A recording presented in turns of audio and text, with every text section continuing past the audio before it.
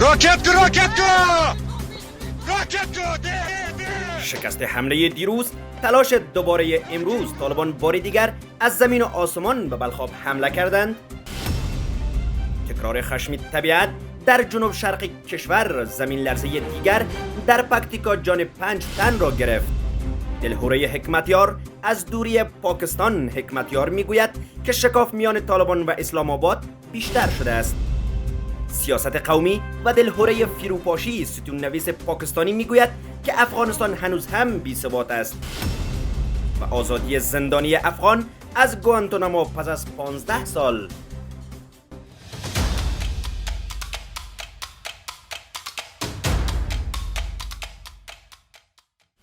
با درود و وقتتان بخیر. به خبرهای ساعت 10 از آماج نیوز خوش آمدید. منابع محلی با آماج میگویند که طالبان جنگ در برابر نیروهای مولوی مهدی را در ولسوالی بلخاب سرپل از زمین و هوا اثر گرفتند. منابع محلی می‌افزایند که در دومین روز درگیری میان نیروهای طرفدار مولوی مهدی مجاهد و طالبان در این ولسوالی آمار تلفات طالبان به 20 کشته و 40 زخمی افزایش یافته است. و گفته منابع در نتیجه این درگیری ها از نیروهای مولوی مهدی در بلخاب تا اکنون چندین نفر کشته شدند. منابع می‌افزایند که درگیری شدید صبح امروز در ساحه قمکتل اثر گرفته شده است. از سوی هم به گفته منابع طالبان تمام راههای مواصلاتی بلخاب را مسدود کرده و به هیچ کسی حتی به غیر نظامیان اجازه رفت و آمد نمیدهند. طالبان روز گذشته بر ولسوالی بلخاب سرپل حمله کردند و تا اکنون درگیری جریان دارد. اما نزدیکان مولوی مهدی ادعا دارند که تا حالا در چندین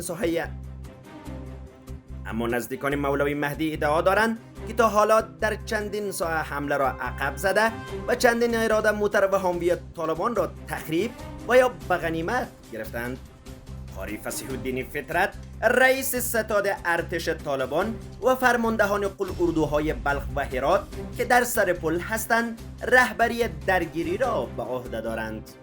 چشم صدقه یارا شربچه بلخا بزاره چشم صدقه مگم تانگیم کافرای مرتد آقا بتن ببین آتش هست آتش ملت هزاره یتیمای بابا مزاری بیدار شو مردمشه صاحب داره ببین یتیمانی بابا بیرقت بالا پرچمت بالا تانگی کفار از آتش گرفته.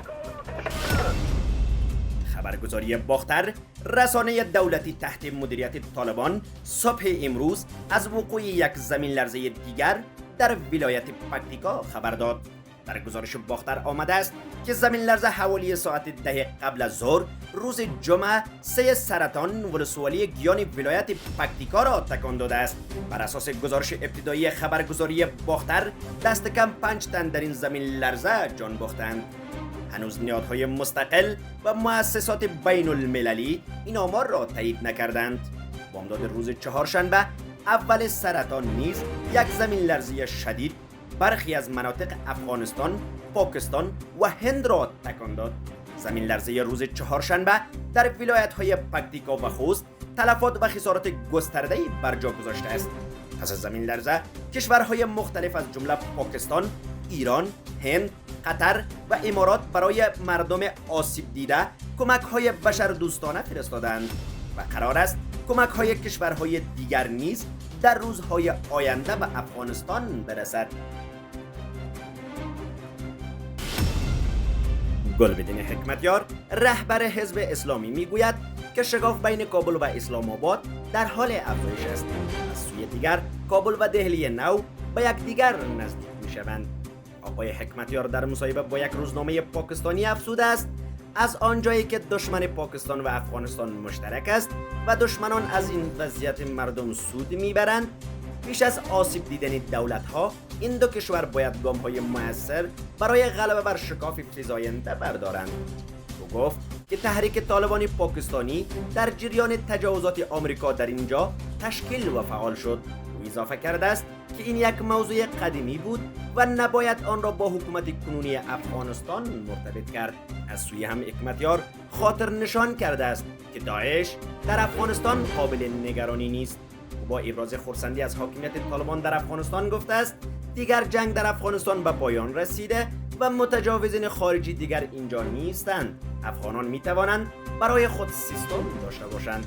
رهبر حزب اسلامی تاکید کرده است که افغانستان بیش از هر زمان نیازمند یک حکومت بی‌طرف، قوی و باثبات است. با اشاره به وضعیت کنونی مردم گفته است طالبان باید قبل از تلاش برای به رسمیت شناخته شدن از سوی جامعه جهانی ابتدا بر مشکل‌های داخلی وقایع کنند.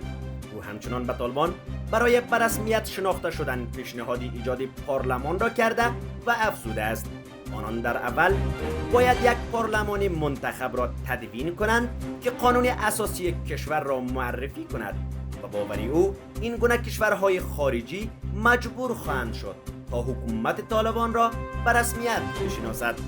حکمتیار در این مصاحبه با اشاره به خروج عجولانه نیروهای خارجی و فرار اشرف غنی گفته است آنها می‌خواستند با تحمیل جنگ دیگر بر افغانستان انتقام بگیرند.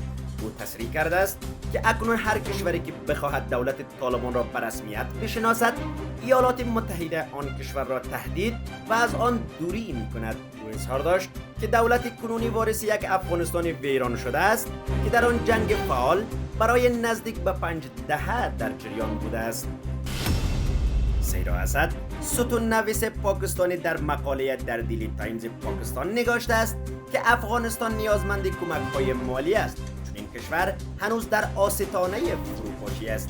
آقای اسد افزوده که پاکستان همواره در مورد افغانستان ابراز نگرانی کرده است و این نگرانی را با ترتیب دادن دو نشست سازمان همکاری اسلامی و زمینه سازی برای مذاکره های اتحادیه اروپا، نمایندگان آمریکا و جامعه جهانی نشان داده است.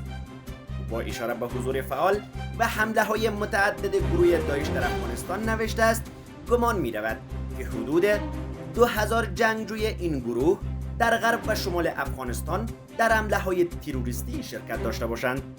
او اضافه کرده است که بزرگترین چالش برای حکومت افغانستان کنترل حمله های تروریستی است. این ستون نویس پاکستانی همچنان با اشاره به حضور دو ابرقدرت جهان در 3 دهه گذشته و خروجشان بدون هیچ گونه پیش شرط و نتیجه تصریح کرده است افغانستان متعلق به افغانان است و باید توسط آنان اداره شود. آقای اسد جامعه جهانی را مکلف به حل و فصل وضعیت وخیم افغانستان دانسته و علاوه کرده که پس از مداخله های طولانی مدت اتحاد جماهیر شوروی پیشین و ایالات متحده آمریکا بهتر است مسائل داخلی به شهروندان افغانستان سپرده شود. نامورده از جهان خواسته است که بجای مداخله به معضله های داخلی در فکر راه حل به بحران در این کشور باشند. او هشدار داده است که پاکستان خود با بحران‌های زیادی به ویژه بحران اقتصادی روبرو است و دیگر نمیتواند جمعیت زیادی از مهاجران افغانستان را در خود جای دهد. اسد همچنان با تاکید به این موضوع و مشکل‌های داخلی افزوده است که دولت فعلی شهباز شریف در پاکستان با چالش‌های اقتصادی قابل توجهی مواجه است و این کشور در حال حاضر توان مداخله در موضوع افغانستان را ندارد. ذبیح الله مجاهد سخنگوی حکومت طالبان گفته است که یکی از دو بازداشتی باقی مانده آنان به نام اسدالله هارون از زندان گانتانامو رها شده است. آقای مجاهد بامداد امروز جمعه 3 سرطان با نشر توییت های نوشته است که بر اثر تلاش های طالبان و در نتیجه تعامل مستقیم و مثبت با ایالات متحده آمریکا اسدالله هارون رها شده است. سخنگوی طالبان گفته است که اسدالله هارون پس از سالها به خانواده‌اش پیوندد.